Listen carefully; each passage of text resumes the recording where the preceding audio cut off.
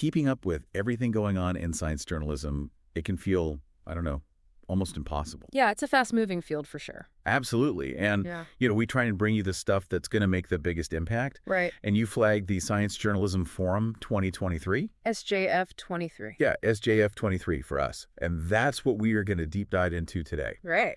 So for anybody listening who wants to get better at what they do and connect with other people doing similar work, let's take a look. Yeah, this is all about kind of upping your game in science journalism. So SJF23, this was actually the fourth time that this has happened. It was. It ran from October 23rd to the 26th, 2023. So it's already happened. Okay. But even if it's in the past, getting a handle on what it was all about seems pretty important. Yeah, absolutely. And, one of the core things about this forum was really trying to push the standards of science reporting, higher, science journalism, seeking best practices.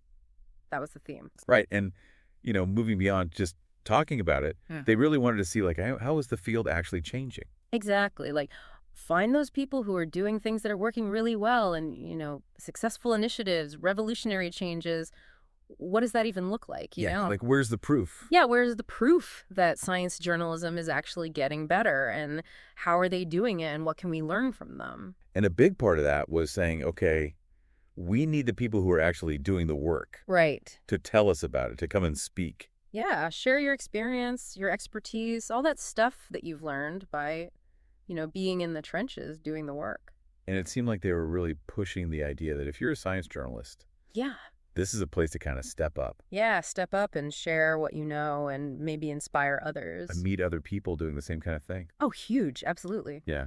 Yeah, that networking opportunity is so valuable. So to speak, at the forum, there was this whole proposal thing. Yeah. Online forum. And it sounds like they were reviewing those as they came in. Rolling basis. Yeah, so the earlier you got your proposal in, the better. But even if you weren't speaking, just going, it seemed like it was worth it just to kind of soak it all in. Totally. Yeah. I mean, those discussions, those workshops, and that networking, just being around other people who are passionate about the same thing, it's really energizing. Definitely. And they were very clear about how to keep up with everything. Right. Follow them on social media. All the usual suspects, Facebook, Twitter, Instagram, LinkedIn. And of course, use the hashtag SJF23 to see what was being talked about. Yeah, because so much happens in these events that doesn't make it into the formal presentations. Okay, so if we had to sum up the big takeaway here, it's like SJF23 was really trying to push science journalism forward. Yeah, find those best practices and shout them from the rooftops. Exactly. And get everyone talking and sharing and kind of raising the bar together. Yeah, it really shows you that this is a field that's not standing still. It's constantly evolving. Okay, so here's something I've been thinking about. Okay. In this world where there's just so much information out there. Right, it's overwhelming.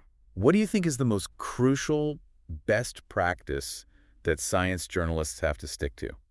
Wow, that's a big question. I think it's probably about making sure that the information you're sharing is accurate, but also being upfront about anything that's uncertain or, complex. Right. Because people need to trust what they're reading and hearing. Yeah, it's about building that trust. Exactly. That's a lot to consider. It is. Thanks for diving into that with me. You're welcome. Until next time. See you then.